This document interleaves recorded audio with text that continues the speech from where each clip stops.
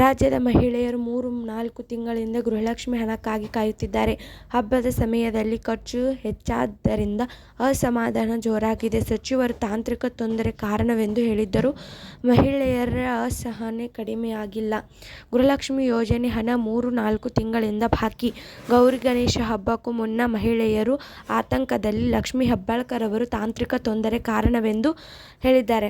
ಆದರೆ ಕಳೆದ 3-4 ತಿಂಗಳಿಂದ ಗೃಹಲಕ್ಷ್ಮಿ ಯೋಜನೆ ಹಣ ಮಹಿಳೆಯರ ಖಾತೆಗೆ ಜಮಾ ಆಗದ ಕಾರಣದಿಂದ ರಾಜ್ಯದ ಹಲವೆಡೆ ಅಸಮಾಧಾನ ಸೃಷ್ಟಿಯಾಗಿದೆ.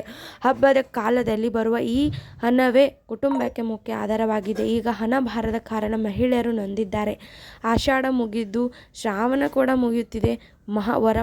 ವರಮಹಾಲಕ್ಷ್ಮಿ ಹಬ್ಬ ಕಳೆದರೂ ಗೃಹಲಕ್ಷ್ಮಿ ಹಣ ಬರದೇ ಹೋಯಿತು. ಇನ್ನು ಮುಂದೆ ಗೌರಿ ಗಣೇಶ ಹಬ್ಬ ಎದುರಿದೆ. ಈ ಸಮಯದಲ್ಲಿ ಬಟ್ಟೆ, ಸೀರೆ, ಹಬ್ಬದ ಖರ್ಚುಗಳಿಗೆ ಹಣ ಬೇಕು. ಆದರೆ ಸರ್ಕಾರ ಹಣ ಬಿಡುಗಡೆ ಮಾಡದ ಕಾರಣ ಹಬ್ಬ ಹೇಗೆ ಮಾಡುವುದು ಎಂದು ಮಹಿಳೆಯರು ಕಳವಳ ವ್ಯಕ್ತಪಡಿಸುತ್ತಿದ್ದಾರೆ. ಅದೇ ರೀತಿ ಮಹಿಳೆಯರು ಸರ್ಕಾರದ ವಿರುದ್ಧ ಕಿಡಿಕಾರಿದ್ದಾರೆ. ಸರ್ಕಾರ ನೌಕರಿಗಳಿಗೆ ಸಂಬಳ ಟೈಮ್ಗೆ ಕೊಡ್ತೀರಿ ಅಂತ ನಮಗೆ ಕೊಡೋಕೆ ಏಕೆ ತಡ? ಚುನಾವಣೆಗೂ ಮುನ್ನ ಪ್ರತಿ ತಿಂಗಳು 2,000 ಕೊಡ್ತೀವಿ ಅಂತ ಓಟ್ ತಗೊಂಡ್ರು. ಈಗ 3 ತಿಂಗಳಿಗೊಮ್ಮೆ ಕೊಡುವುದು ಸರಿಯೇ ಎಂದು ಪ್ರಶ್ನಿಸುತ್ತಿದ್ದಾರೆ. ಮಹಿಳಾ ಮತ್ತು ಮಕ್ಕಳ ಕಲ್ಯಾಣ ಇಲಾಖೆ ಸಚಿವರಾದ ಲಕ್ಷ್ಮೀ ಹೆಬ್ಬಾಳ್ಕರ್ ಅವರು ತಾಂತ್ರಿಕ ತೊಂದರೆಯಿಂದ ಹಣ ಜಮಾ ಆಗಲು ತಡವಾಗುತ್ತಿದೆ ಎಂದಿದ್ದಾರೆ.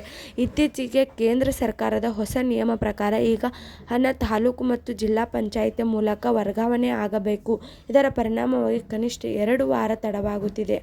ಜೂನ್ ತಿಂಗಳ ಹಣ ಇನ್ನೂ ಬಿಡುಗಡೆ ಆಗಿಲ್ಲ. ಜುಲೈ ತಿಂಗಳ ಹಣವೂ ಬಾಕಿ ಇದೆ.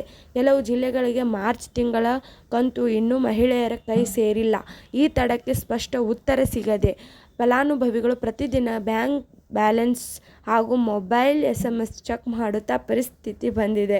2023 ಆಗಸ್ಟ್ 15ರಂದು ಈ ಯೋಜನೆ ಚಾಲನೆ ದೊರಕಿದ್ದು ಈಗ 2 ವರ್ಷ ಪೂರೈಸಿದೆ. ಆರಂಭದಲ್ಲಿ ಗೃಹಲಕ್ಷ್ಮಿ ಯೋಜನೆ ಹಣ ಸರಿಯಾಗಿ ತಿಂಗಳಿಗೆ ಬರದೆ ತಡವಾಗದೆ ಬರುತ್ತಿದೆ. ಇದೀಗ 6,000 ಮಹಿಳೆಯರ ಖಾತೆಗೆ ಗೌರಿ ಗಣೇಶ ಹಬ್ಬಕ್ಕೂ ಮುನ್ನ ಹಣ ಬರುವ ಸಾಧ್ಯತೆ ಇದೆ ಎಂಬ ಮಾಹಿತಿ ಬಂದಿದೆ. ಆದರೆ ಕೆಲವರು ಸಮಯಕ್ಕೆ ಸರಿಯಾಗಿ ಹಣ ಬರದೆ ಭರವಸೆ ಇನ್ನೂ ಸರ್ಕಾರದಿಂದ ಲಭ್ಯವಾಗಿಲ್ಲ. ರಾಜ್ಯದಲ್ಲಿ 1.20 ಕೋಟಿಗೂ ಹೆಚ್ಚು ಮಹಿಳೆಯರು ಫಲಾನುಭವಿಗಳಿದ್ದು ಪ್ರತಿ ತಿಂಗಳು 2,000 ಕೋಟಿ ರೂಪಾಯಿ ಅನುದಾನ ಅಗತ್ಯ. ಆದರೂ ಹಣಕಾಸಿನ ಅಡಚಣೆಗೆ ಹಾಗೂ ತಾಂತ್ರಿಕ ಗೊಂದಲಗಳಿಂದ ಯೋಜನೆ ಅಡ್ಡಿಪಡಿಸುತ್ತಿದೆ. ಆದರೂ ಸಚಿವ ಹೆಬ್ಬಾಳ್ಕರ್ ಶೀಘ್ರದಲ್ಲಿ ಹಣ ಮಹಿಳೆಯರ ಖಾತೆಗೆ ಜಮಾ ಆಗಲಿದೆ ಎಂದು ಸ್ಪಷ್ಟ ಮಾಹಿತಿಯನ್ನು ನೀಡಿದ್ದಾರೆ. ಈ ವಿಡಿಯೋ ನಿಮಗೆ ಇಷ್ಟವಾದಲ್ಲಿ ಯೂಟ್ಯೂಬ್ ಚಾನಲ್ಗೆ ಸಬ್ಸ್ಕ್ರೈಬ್ ಮಾಡೋದನ್ನು ಮರಿಬೇಡಿ. ಧನ್ಯವಾದಗಳು.